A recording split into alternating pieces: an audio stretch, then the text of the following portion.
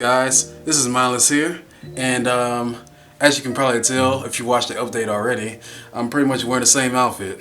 But I mean, it's the same day, so you know. And this is the writing advice video number 1. And basically, the way I'm gonna do these videos is gonna be like episodic. You know, I'm gonna have episodes for it, and in the future, I'm gonna try to do skits for it too with the writing.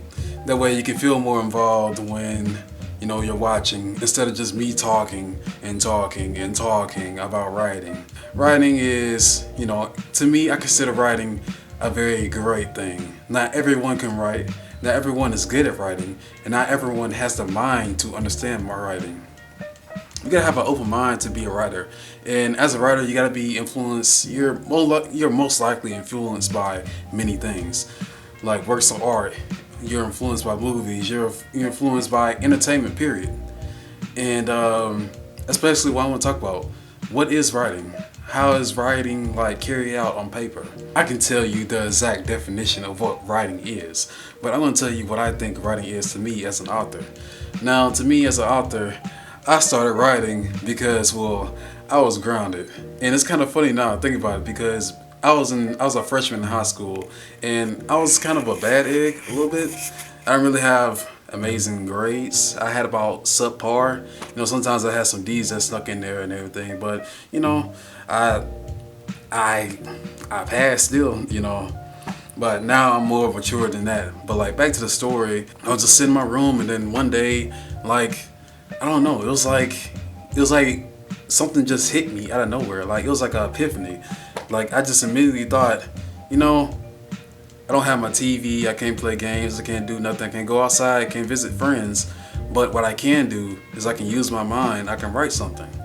Now, I don't know what clicked in my head when I was thinking that, but I basically just picked up some paper, some notebook paper, and I got a pen and I just started writing. Like, just like that.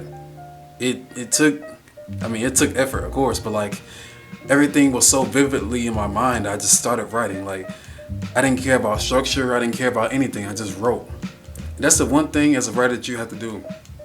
You can't worry about too many things when you're writing. You just gotta write first. Write what you want to write on paper first. You can come back to it and restructure it. Now, me as an amateur, when I first wrote my first piece of writing, I didn't go back and do all that because at the time I wasn't big on books. I wasn't big on structure. I just wrote. That's all I did. Like I didn't know how to organize like dialogue. I didn't know how to use my commas right, and I didn't know how to use so many things. I didn't know how to be descriptive. I didn't know how to use the characters in an effective way. They were baseless. They were just typical characters.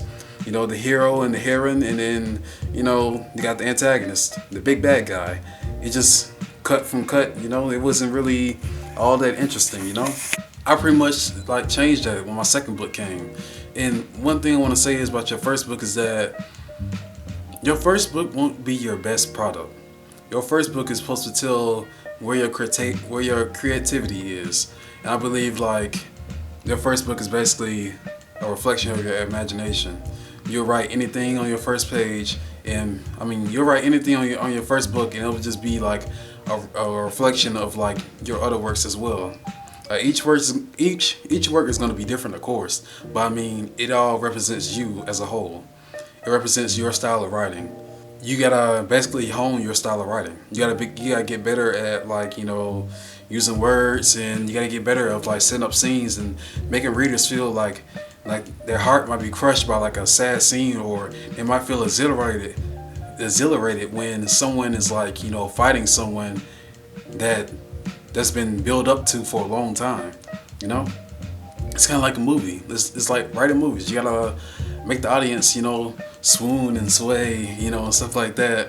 It's all about the readers when it comes down to it. Like, you gotta make sure that they're entertained, because authors are basically entertainers, but they write books. They don't just write books. Writers write all types of things. They work in many fields, actually. And as myself, I'm trying to be a screenwriter, and I'm basically trying to be a screenwriter, and I'm trying to be a freelance author. I'm trying to do multiple things. What I did to actually get better at writing. Now, what I did was I basically started reading books. Like at first, I read books, but like I didn't read them to study them. I read them just for like entertainment and stuff like that.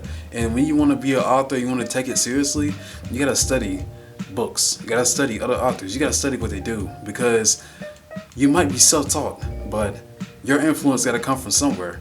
You gotta have like someone that's gonna be there to basically provide information for you to how you write.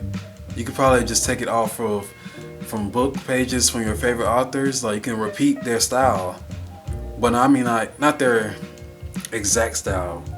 I mean you can repeat their format, the way they do their words, the way they set up the dialogue. You know, all these different type of things. Every author is kind of different. You know, they have different ways of how they do things.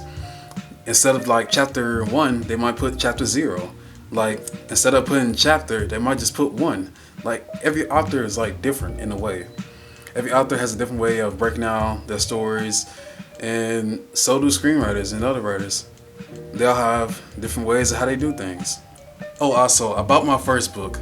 Well, what I wanted to do for the first book, because I also want to include this in the writing advice. What I wanted to do with the first book is that I just wanted to write it. I didn't care about showing it.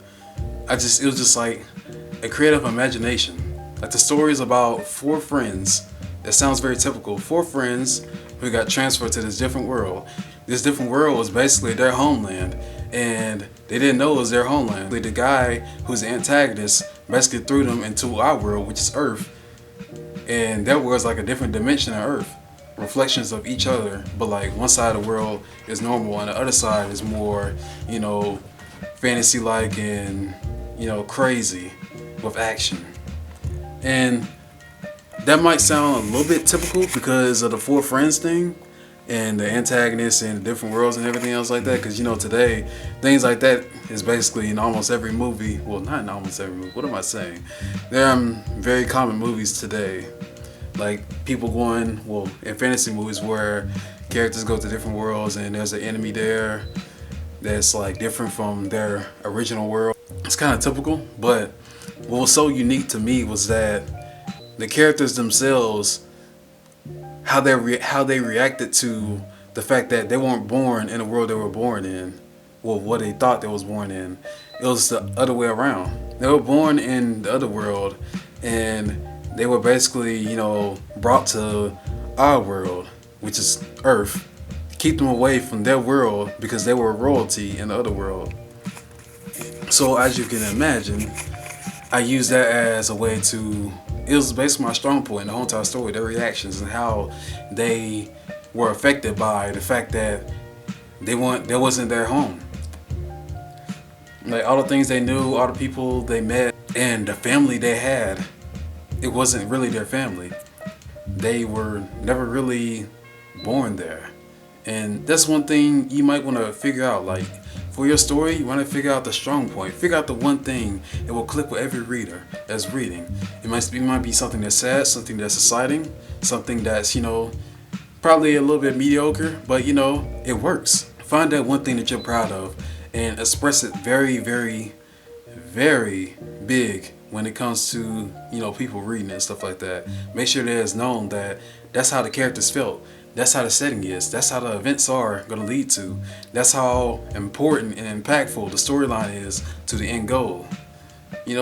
Just figure out all these different little things and, just run with it. I've probably been going on for a little while here, so I'm going to go ahead and stop the recording right here. And this is the first episode of the Writing Advice. And I don't know what I'll title it as. I might just title it as Writing. So stay tuned for the next one. That's Tuesday.